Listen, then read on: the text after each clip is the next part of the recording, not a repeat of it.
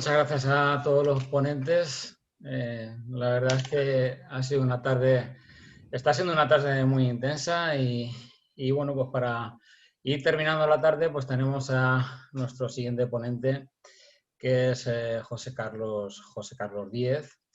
José Carlos Díez, pues ya es también un clásico con nosotros porque nos ha acompañado en varias ocasiones, en dos ocasiones concretamente, en Albacete, pues en la Facultad de Económicas, en una ocasión, en la presentación además de uno de sus libros, y también en Tomelloso, en una jornada de emprendimiento que hicimos sobre el vino, pues también estuvo ahí y bueno, pues es un placer recibir a José Carlos.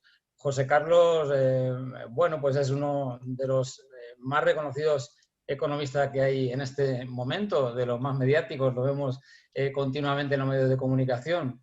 Fue 9 años economista de jefe de Intermoney, broker líder en España en deuda pública.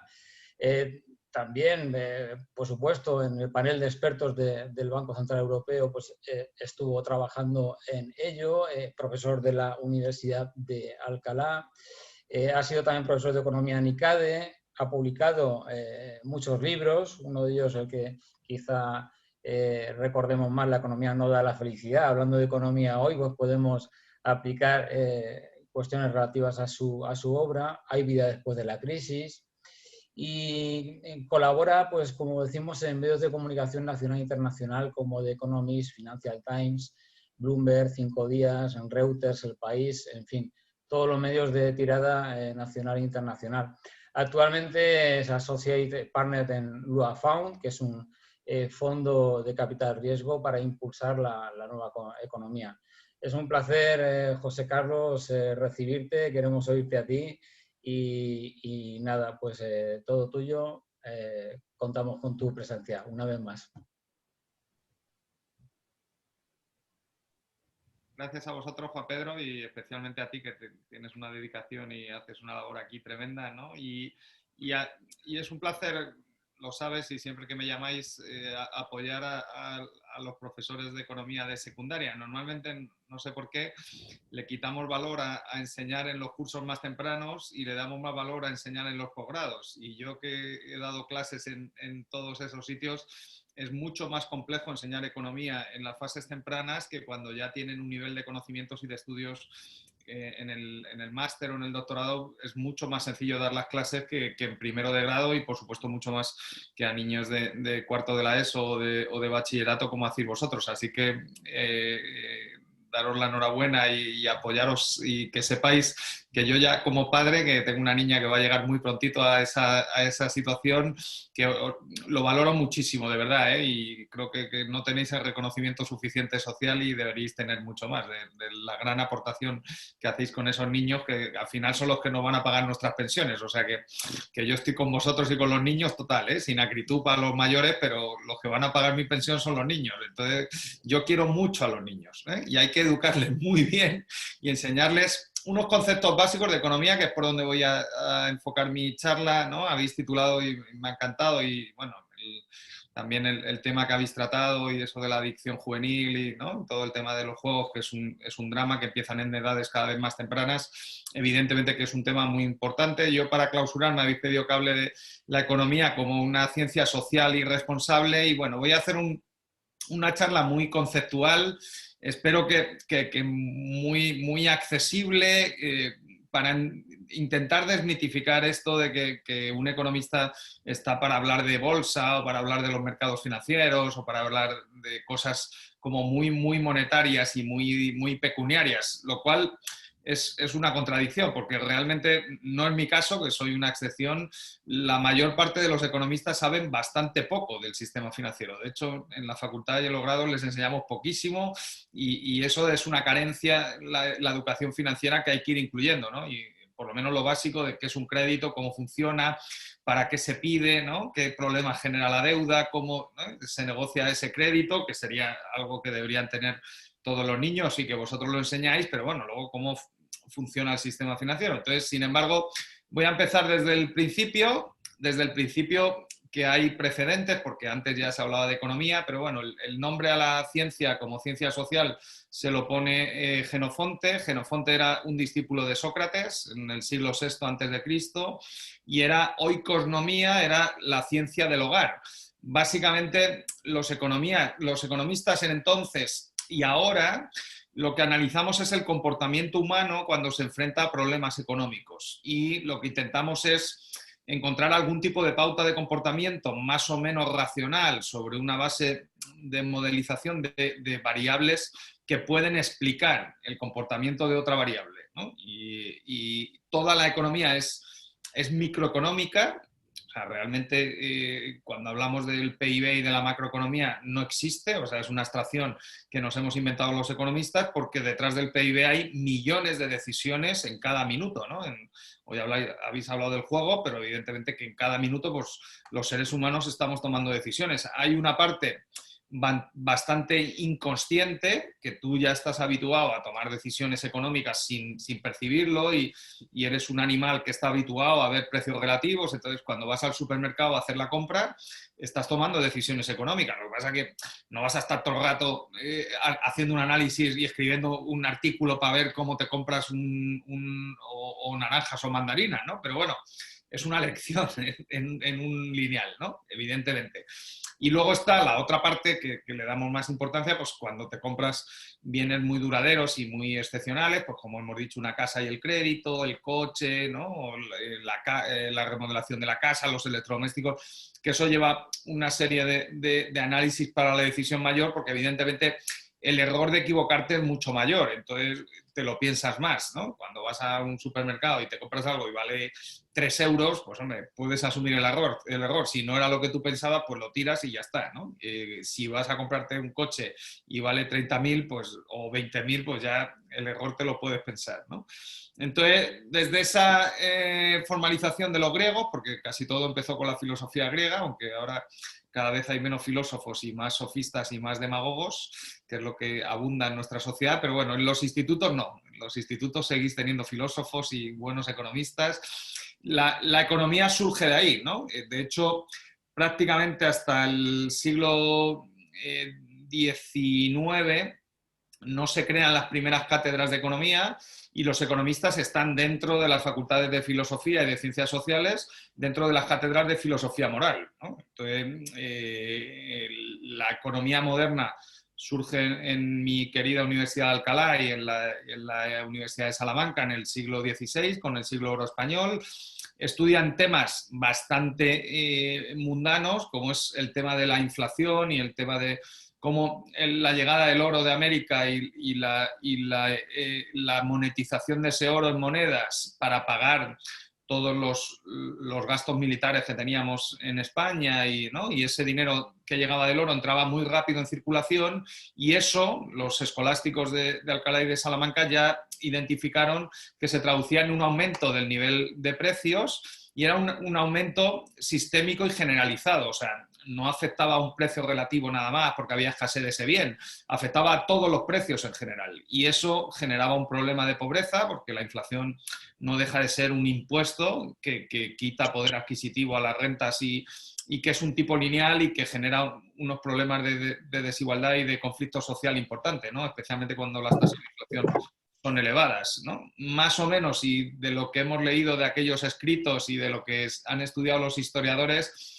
en aquel momento hablaba de tasas de inflación del 2% anual, que es un poco el objetivo de hoy del Banco Central Europeo. O sea, nos hemos habituado a tener inflaciones del 2%. Imaginaros en un país como Venezuela, donde estamos viendo tasas de inflación del 20 o el 30% diarias. O sea, que los precios se llegan a doblar en una semana, ¿no? de tu cesta de la compra. Entonces, en una situación de hiperinflación, pues yo he tenido la ocasión de ir allí y verlo en vivo, la crisis social es tremenda, ¿no? Prácticamente lo que hace la inflación es cargarse todo el ahorro y toda la riqueza acumulada de todas las generaciones vivas y tienes que poner el país en el contador a cero y empezar de cero.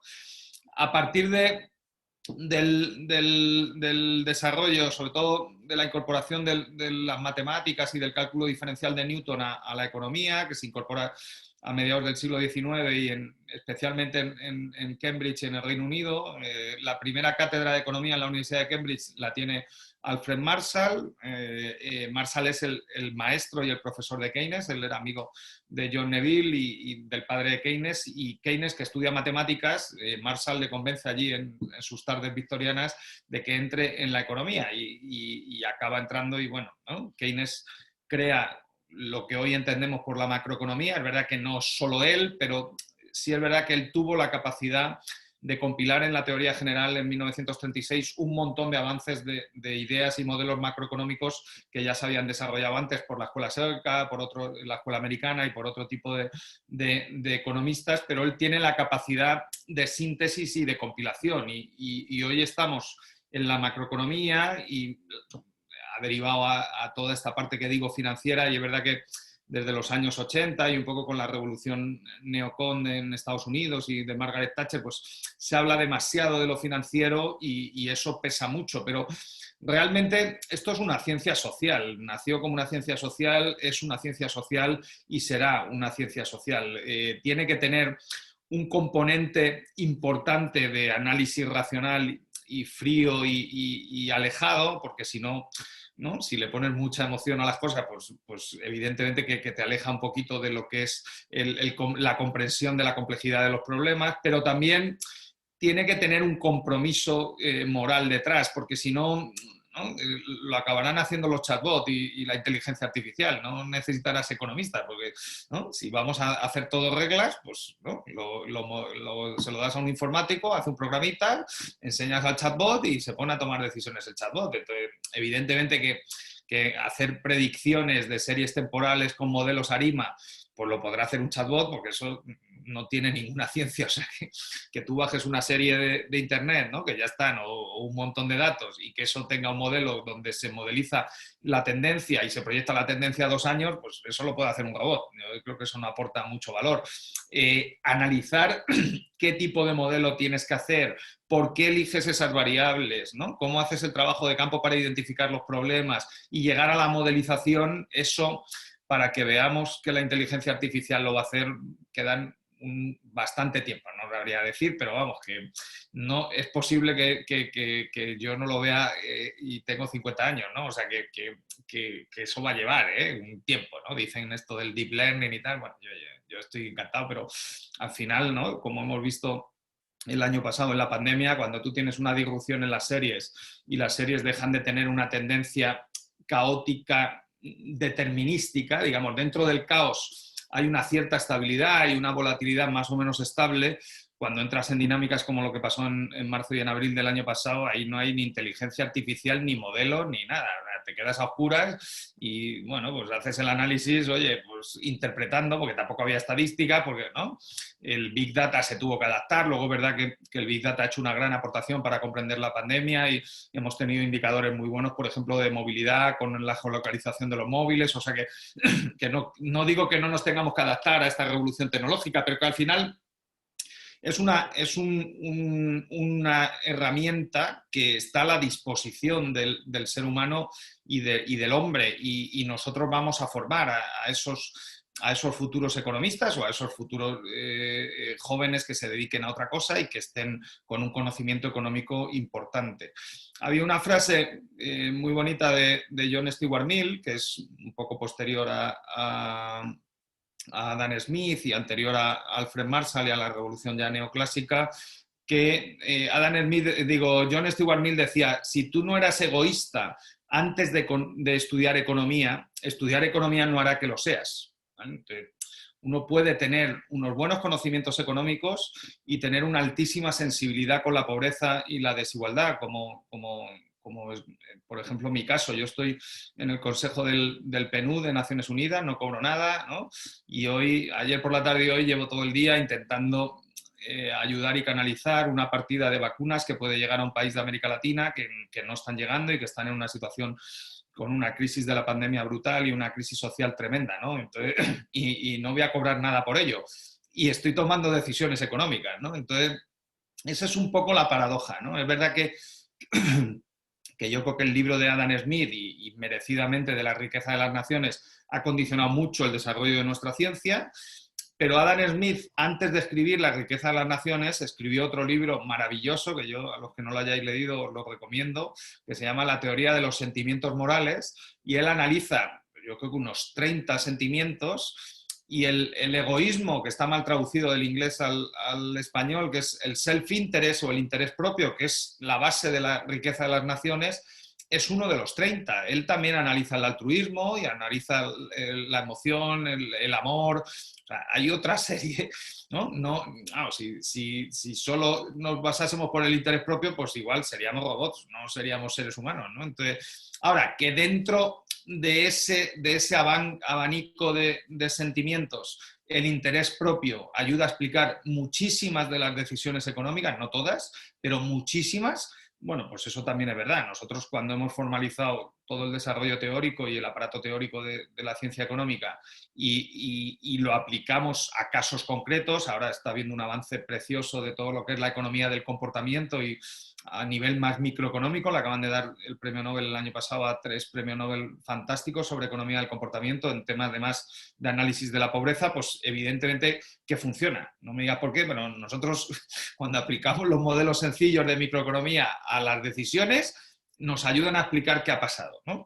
¿Por qué? Bueno, porque yo ya voy cumpliendo años y llevo muchos años ya estudiando economía, porque yo estoy estudiando, aunque soy profesor, y creo que esto es una ciencia donde no puedes dejar de estudiar, porque especialmente en una era de cambio tecnológico tan intensa como esta, que están pasando tantas cosas y que el cambio tecnológico tiene efectos económicos y sociales tan potentes, y institucionales y políticos también, pues evidentemente que estás en pleno proceso de aprendizaje, igual que estaba Sócrates, y todos somos socráticos como Jenofonte. Yo creo que yo solo sé que no sé nada, pero en esa definición yo creo que estamos en un mundo muy complejo, pero que es igual de complejo que el de la escolástica del siglo XVI o el de Colón cuando cogió el barco y decidió irse a América, ¿no?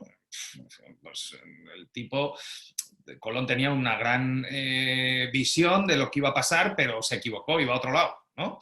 Ahora, también, ¿no? La capacidad que tenía ese hombre primero de engañar a todos, porque los metió allí en el barco engañados y los tuvo engañados fue escribiendo el cuaderno de bitácoras y los engañaba. O sea, él mentía en el cuaderno de bitácoras diciendo que ya llegaban y no llegaba allí ni se veía nada. Y cuando llegan, él es capaz de volver y hace 3 viajes a América y llega 3 veces a la misma playa y vuelve 3 veces a la misma playa, sin GPS. O sea que algo de habilidad tendría el señor, ¿no?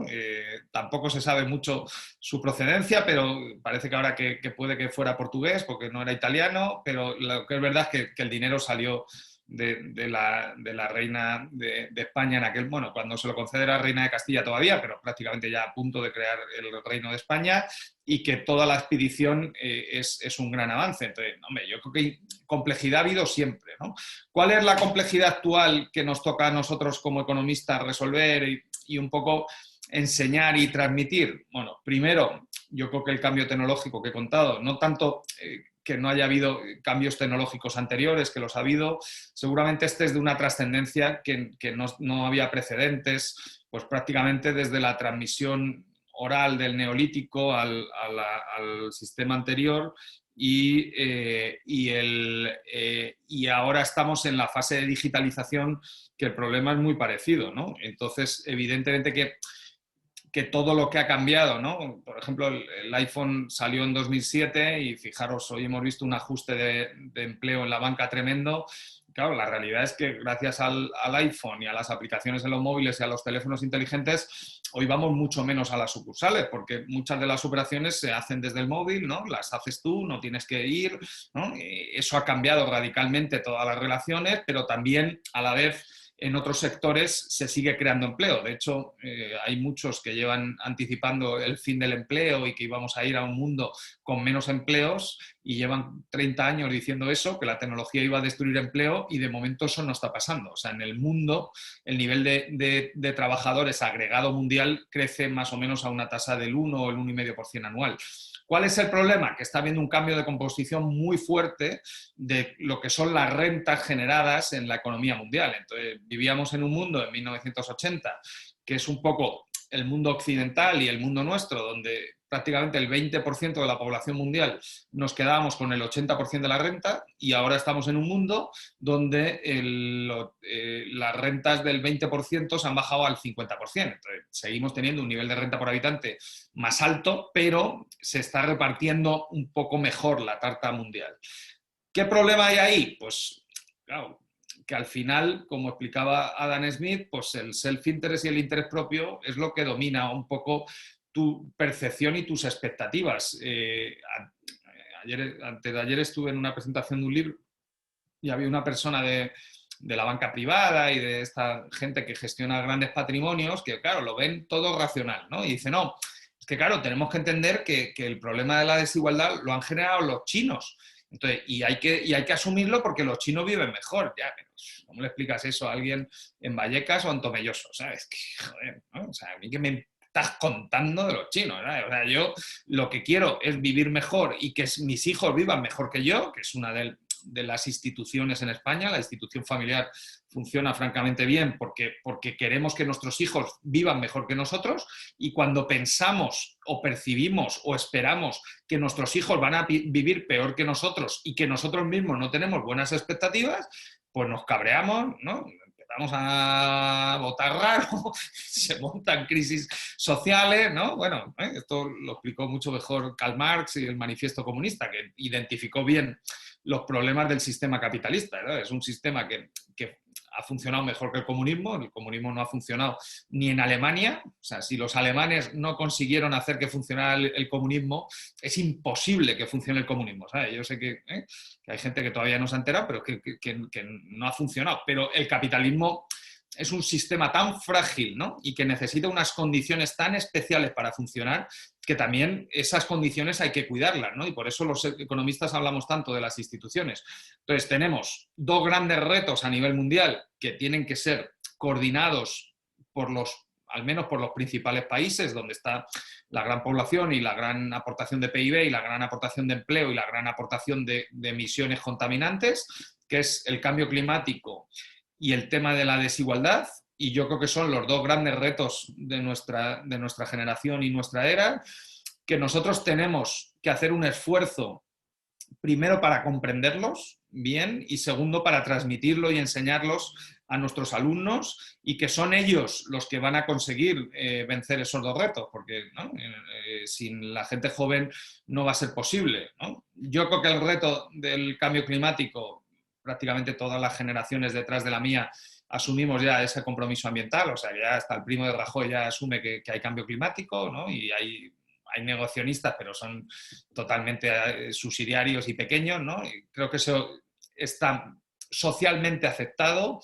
Creo, sinceramente, que la tecnología nos va a ayudar a resolver el reto. Vamos a tardar, hay que hacer cosas, hay que hacer buenas regulaciones. El mercado no va a resolver por sí solo el reto del cambio climático. Sabemos que hay externalidades, que hay efectos que genera la contaminación que no afectan a la persona o a la empresa que genera la contaminación y que no lo incorpora en su toma de decisiones. Por lo tanto, la microeconomía no funciona en el cambio climático. Y cuando agregas, tienes más emisiones de las que el planeta puede soportar, ¿no? El CO2 nos permite que haya vida en la Tierra, nos protege del frío y nos da un entorno de condiciones de vida para que se pueda vivir en la Tierra, pero si te pasas, pues generas unas distorsiones que las estamos viendo y que tienen un efecto. Y luego está el tema de la desigualdad, ¿no? Y ya acabo con eso y creo que y os felicito otra vez por vuestra jornada, ¿no? No podemos olvidarnos que esto es una ciencia social para las personas. Evidentemente yo ahora estoy muy enfocado en el mundo de la innovación y la tecnología. Como ha dicho Juan Pedro, estoy lanzando un fondo de capital riesgo, vamos a entrar en empresas innovadoras, pero al final nuestro propio fondo, y así se lo cuento a nuestros inversores, es un fondo de compromiso. Nosotros no queremos desarrollar tecnología, que por supuesto que sí. Nosotros pensamos que la tecnología es un instrumento que permite desarrollar empresas competitivas en España para generar empleo y para generar buenos salarios para los alumnos que estáis formando ahora en la secundaria y en el bachillerato, ¿no? Eso es el compromiso que tenemos con el fondo. La tecnología es un instrumento del ser humano, no es el fin, ¿no? El fin es ese compromiso social.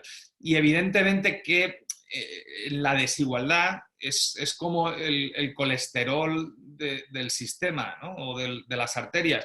Si tú no corriges eso, ¿no? Si los que están sufriendo salarios bajos y precariedad, especialmente nuestros jóvenes, que son los que más están sufriendo y que llevan sufriendo desde la crisis del 2008 y no habían superado y ahora viene la pandemia, que es una grave crisis, no tienen la percepción, ¿no? Hay la percepción de que hay mucha injusticia arriba, de que, ¿no? Las grandes corporaciones, los grandes sueldos, pues evidentemente el sistema se resquebraja, la gente pierde la confianza en el sistema y como decía Gramsci, ¿no? El gran filósofo político, cuando lo nuevo no acaba de irse y lo viejo no acaba de llegar, aparecen los fantasmas, ¿no? Y ahí, ¿no?